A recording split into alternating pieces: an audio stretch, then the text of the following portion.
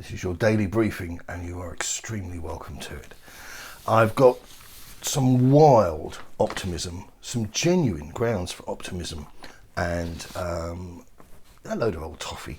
So let's get the blindly, wildly optimistic stuff out the way first. Spurs beat Milton Keynes Dons, MK Dons, 3-1 last night. Great to win. Winning begats winning. It's a great habit to get into. But these are just League One teams and very, very, very messy selection sheets for the starting 11s and all the substitutions made. It is really dicing with death in terms of your integrity to pull out these results and go, wow, look what we've learnt here. We've learnt nothing. I think, and as I said to you previously, I think when we face the London teams, which is Arsenal and Chelsea in the forthcoming little mini friendly tournament thing in London, I think we'll see a much better idea. Yes, they will be similar in some respects. There'll be a bit of tweaking and what have you. But I can't see anybody wanting to go into that thing and not come out with the bragging rights. It's as straightforward as that. This is the dangerous stuff, and it comes from the Daily Mail. Delhi pays back faith shown in him by Nuno Espiritu Santo. Japhet Tanganga can make a name for himself as a centre-back, and is Son Heung-min ready to take over as Tottenham's talisman?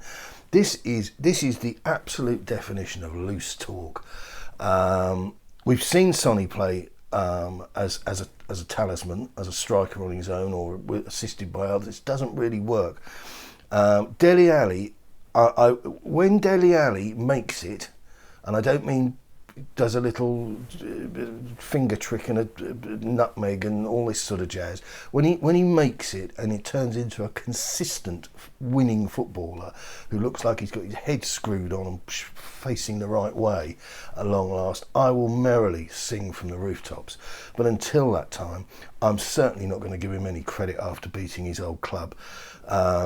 Great, thanks very much, but this is not a turning point.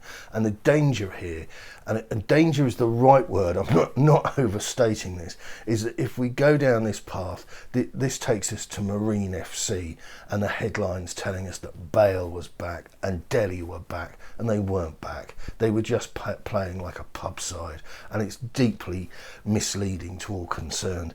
So Let's have a look at the games against the London sides. That'll give us a much better flavour because of what's at stake there. Fabrizio Romano says that Celtic have opened talks with Tottenham to sign Joe Hart as their new goalkeeper. Joe's 34, did a season with us. I think that was a Mourinho type deal. To drop a winner, a proven winner, somebody who's lifted silverware in the air into the midst of the Hotspur way training pitches. I wonder, I think you could take Lionel Messi and introduce him to some of these guys, and it wouldn't permeate. So good luck, Joe.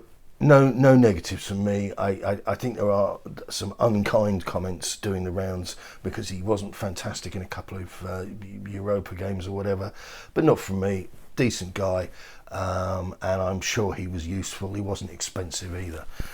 The good news, and it is genuinely good news if true, and it makes sense, which is the other part of the equation, is that Tottenham are said by Calcio Mercato in Italy that they are looking to replace Cristian Romero, and that Tottenham have actually hit the magic number, that Tottenham have managed to scrape up together 55 million euros. Also, it's been reported by a German source, and this is Florian Plettenberg of Sport 11 in Germany, and he confirms that there's interest in a central defender from Augsburg, whose price is only 15 million euro, who could be a replacement. I don't know. but it makes sense. I think that Atalanta know that they're in the sort of key position here in terms of the negotiations, and of course they would want to get the money right before they started looking for their other man. So the Romero thing isn't dead, far from it, and this gives me a little sort of a little spike of hope in the proceedings. And I think hopefully as soon as Atalanta can sort out their replacement, then we'll be back in business and let's get it over the line. Gary Jacob in the Times. Moussa Sissoko could follow Toby to the Middle East. Times paywall, trust levels fluctuate enormously, I'm afraid. I think this is speculative. I have to say, though, I think it would be a tremendous idea. Sissoko, I can't remember who it was. I think it was a Serie A club. Might have even been Roma. There were talks, I think, before Mourinho went there about the Frenchman, and they just said publicly that he wanted too much in terms of wages and that Tottenham wanted too much in terms of fee. So if we could line this guy up with somebody who perhaps, should we say, wasn't that particular about the money, they could probably get a good spin out of him. I think Sissoko will carry on doing what he's doing for a while, but if they look at how he performed in the Euros, he was given 10-minute cameos here and there by his national side. He's definitely on the wane, and I think the penny needs to drop with Spurs and Moussa in terms of expectations. Two kind of ones to finish on, but just to give you a heads up, this is the analysis, this is the insight. There's no point in shrieking and shouting and we're really interested in it, because it almost certainly isn't going to happen. Rubin Kazan star to Spurs. This comes from Sky Italia and Sempre Milan, which is a notable Italian site, I have to say. Tottenham have joined the race to sign, this is going to be interesting, Karavat Shekila, who would cost about 18 million euros. I just had a look at this guy, and you wouldn't believe it, but this is a cheaper version of Brian Heel. Plays in virtually the same position. Again, I'm going to start charging people for heat maps, because some of you get very excited to say, I could see him. No, you can't see him. You can't see him at all. You've got a bag over your head. He, again, sticks to that left-hand wing. He's not even really had a breakthrough season. This is a punt, massive, massive punt. I can see this as being legitimate in the fact that Paratici was clearly and will clearly be looking for succession management in terms of players, which is something that's been sorely absent from Tottenham. It's a massive bugbear of mine.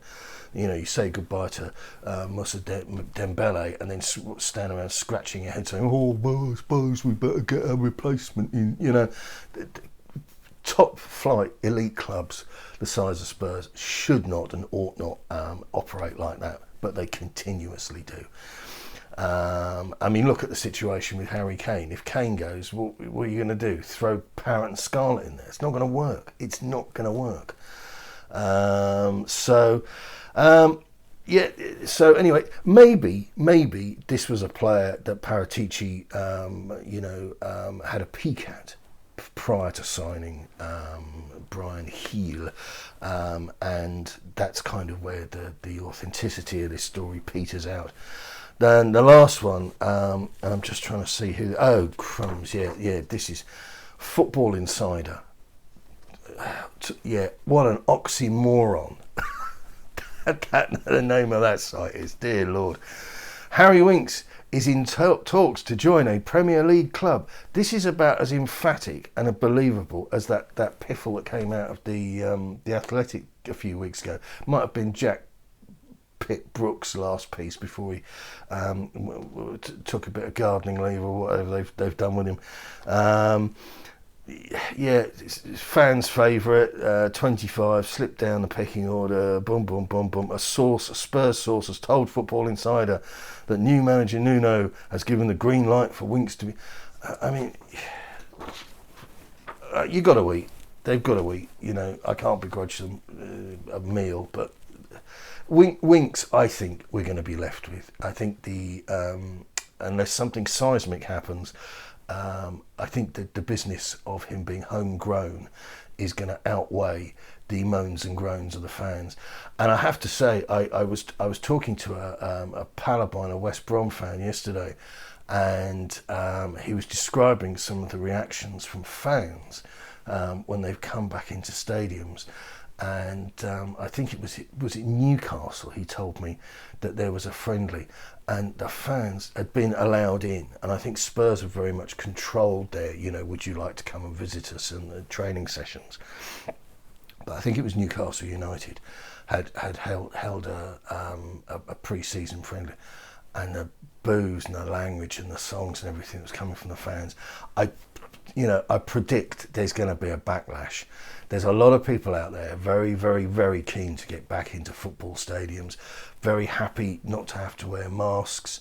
I think that's going to overcome this what I regard anyway as a craziness with these COVID passport business. I think we're in for some interesting times. It will be interesting to see what the football companies do. We've already had booing for certain actions, and you know what I'm talking about, covered up by the noise in the stadium, you know, like the Escape to Victory film. But it will be interesting to see what they do, because I've got a feeling that some players, and I'm not wishing this, I'm not an advocate of this, but I think some players are going to get it in the neck when they're faced with their supporters after all this time. I think there were a lot of games that we sat through where people dialed it in and didn't really play the same way, didn't give us the same commitment and the same energy that we got when there were supporters in the grounds. So that's something to watch out for. I mean, if you're going to watch a pre-season friendly and it gets a bit lively in the crowd, that gives you a pretty good indicator of how things are going to be when it's for real. So, but that's good. The more fun we get, the better out of it, the better for everybody, you know. Right, that's your lot. So I say, I think the Romero thing, it looks like, those are legitimate sources, it looks like they're making moves to replace their man. And if Spurs have finally pulled their finger out and found the extra 10 quid or whatever, 10 million quid, then glory be. Good luck. Keep it Tottenham.